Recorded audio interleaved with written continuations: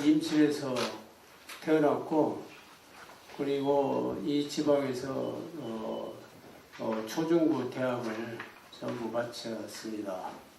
그리고 현재는 그 서울에서 살고 있는데, 남양주에 제가 건강도 여의치고도 그래서 서울보다는 좀 공기가 좋다고 해서 그 공기턱을 좀 보려고 경기도 남양주 그 마석이라는 곳에서 혼자 자취하면서 지내고 있습니다. 이런 날 그 서울에서 그 내려온다는 건 참 쉬운 일이 아닙니다. 그런데 박정수 화배 그 토크 콘서트가 있는 날이고, 그래서 미리부터 단단히 좀 준비를 하고 해서 내려왔습니다. 그리고 중학교 때 저도 미술부 활동을 전라중학교 다니면서 미술부 활동을 했고요. 그 친구 중에는 도병락이라는 화가가 있는데 같이 미술부 활동을 하다가 고등학교 때 잠깐 멈췄어요. 그러다가 다시 내가 할 수 있는 게 무엇인가, 이 세상에 가장 잘하는 게 다시 그림을 내가 했었지. 또 아버님도 그림 그리기를 원했고, 그래서 재수를 하면서 그 미대를 가려고 했던 생각을 하다 보니까 제 집 주위에 원화실이 보였어요. 바로 그 2층에 3층인가요? 제 집 앞에. 그래서 화실문을 두드리고 이제 본격적인 대생을 다시 시작을 했는데, 그 인연으로 박종수 선생님을 만나게 됐죠. 그때 이제 박종수 선생님이 사대부고 미술 선생님 하셨고요. 그래서 이제 재수를 하면서 제가 그 입시미술학원을 본격적으로 다니기 시작했어요. 요즘은 이제 입시미술학원 하면은 주로 이제 배우는 사람, 가르치는 사람, 이렇게 뭐 어떤 정감이 예전보다는 못하죠. 그때는 미술학원을 다니면은 이렇게 어떤 그 제자에게 앞서서 상당히 그 정감을 가지고 이렇게 뭐 화실 청소도 하고, 또 선생님의 일거수일투족을 보면서 또 자세를 배우기도 하고. 근데 제가 그때 대생을 배우면서 원화실의 어떤 대생이라면은 상당히 좀 다른 그 전주에 있는 화실에서 그 대생을 비교를 해보면 상당히 좀 묵직하고 좀 깊이가 있다는 생각을 했어요. 이렇게 좀 차별화가 있다. 그때는 이제 목탄 대생을 주로 했는데, 그래서 테크닉 기교보다는 어떤 대생의 어떤 그 진면모를 이끌어내는 그 어떤 깊이감을 상당히 요구를 하더라고요. 그래서 또 그게 이제 작업실 아틀리에에서 이렇게 선생님이 작업하는 걸 보면 작품도 상당히 그 전주에서 보기 드문 그런 경향의 작품을 하고 있고요. 그러면서 그 화가의 자세를 좀 많이 배웠던 것 같아요. 그래서 제 나름대로의 마음속의 스승님이시자 지금까지 제가 어려울 때마다 선생님을 만나고 하면은 어떤 그 지표가 됐던 것 같아요. 이렇게. 우리 선생님은 고등학교 은사님이시면서 지금까지도 제가 배우고 있고 혼나고 있고, 그러면서 또 예술도 예술이지만 예술도 배우고 있습니다. 그래서 우리 선생님 지금 이렇게 건재하게 같이 하게 된 자리가 저로서는 영광스러우면서도 상당히 부끄럽습니다.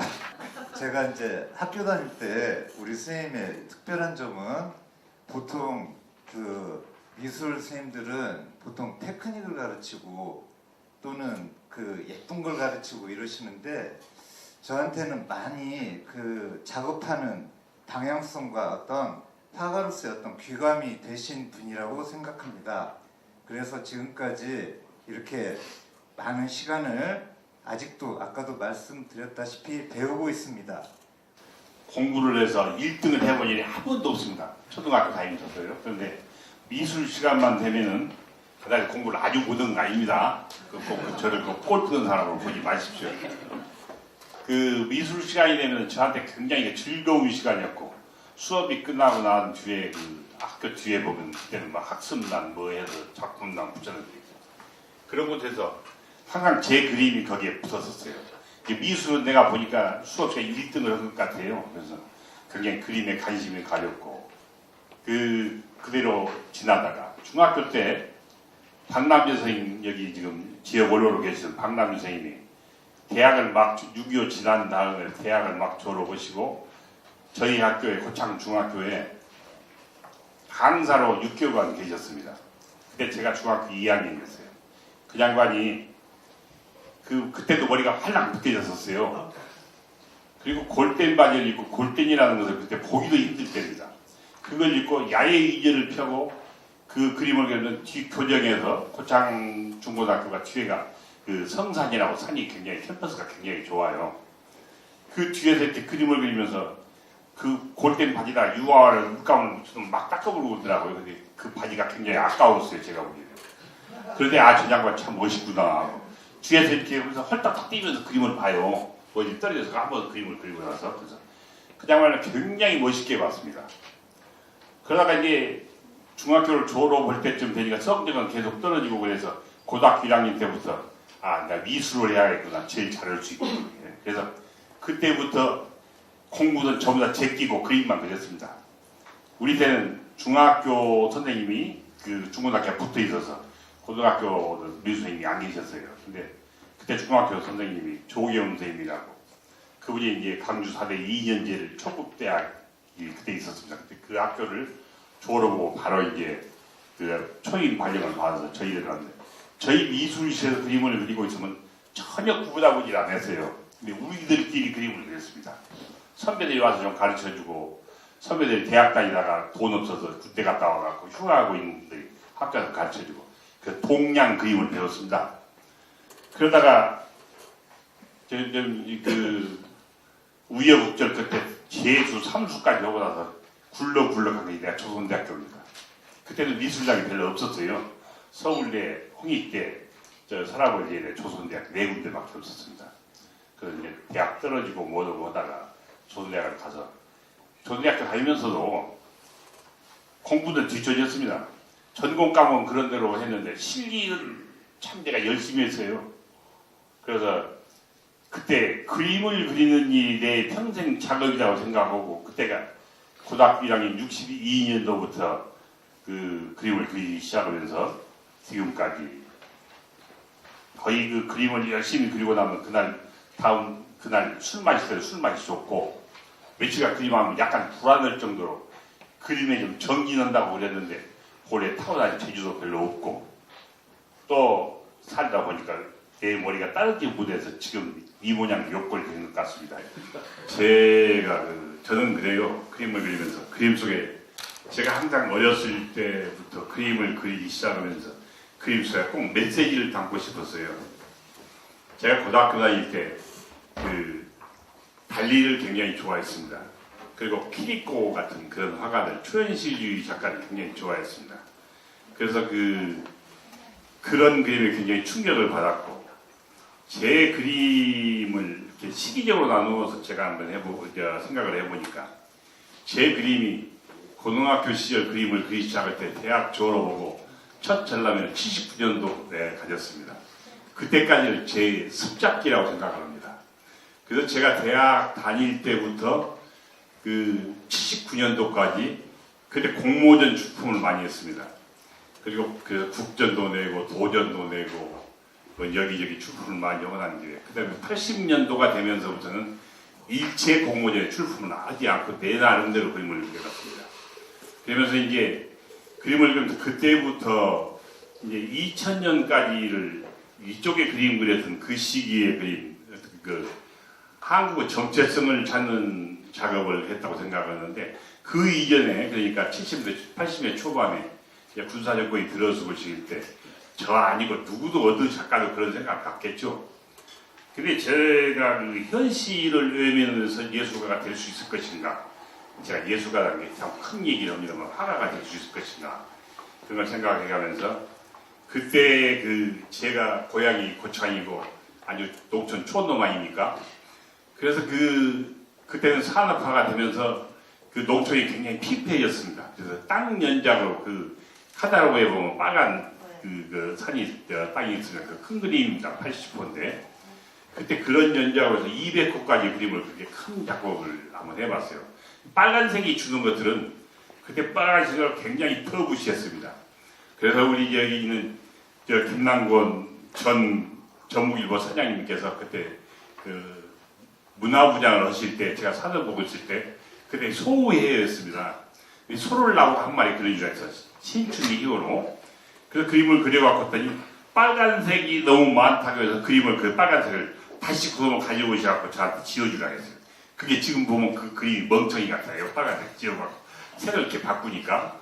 근데 제가 그때 빨간색을 굉장히 많이 썼어요. 빨간색에 주는 그 힘이라든가 그런 것들을 제가 어떤 상징적으로 느꼈기 때문에 그랬죠, 이제. 근데 그때 그림이 굉장히 여기 보시듯이 굉장히 그림이 무거워요. 네. 그때 이제 이 엉컹귤 그린 게 아마 그 뒤에 이제 민중미술은 작가들이 엉컹귤 많이 이제 그리고 그런데 제가 아마 그 엉컹귤 그린 건 최초였던 것 같아요. 이 작업을 굉장히 단순화시켜가면서 어떤 그 민초들 어떤 그 꿋꿋함 그런 것들을 생각하면서 이제 그림을 그렸었습니다. 그러다가 이제 그런 작업을 쭉 해오다가 이제 시대도 좀 좋아졌고 민주화가 됐죠. 그때도 이런 작업을 계속 할 수도 없었고 저는 민중 미술도 아니고 시대를 의식해서 메시지를 전할 뿐이지 제가 무슨 뭐 으쌰으쌰하면서 대모은 사람도 아니고 그런 생각도 갖지 않았고 그래서 그때부터 어떤 것이 한국적인 것인가 그래서 그때 그 어떤 민화적인 풍경이라서 제일 첫 번째 작품들 그래서 민화에 주는 원색 그 어떤 강렬함이라든가 그 선은 단조롭고 그 치졸한 그런 것들을 살리기 위해서 이제 그 작업을 2000년대까지 쭉 했었습니다. 그러다가 그 제가 2004년에 전람회를 마지막으로 딱 끝내고 2005년 말에 그러니까 2006년 3월 2월 28일부로 제가 명예퇴직을 했습니다. 학교에 있었던 것을. 그러고 난 뒤에 그림을 그리려고 생각을 해보니까 제가 어렸을 때부터 대학 다닐 때 제가 그 대학교 3, 4학년 때 그 초현실주의적인 그림을 그러니까 초현실주의를 제가 어떻게 다가가겠습니까? 그냥 그 환상적인 그림을 그리고 싶었습니다.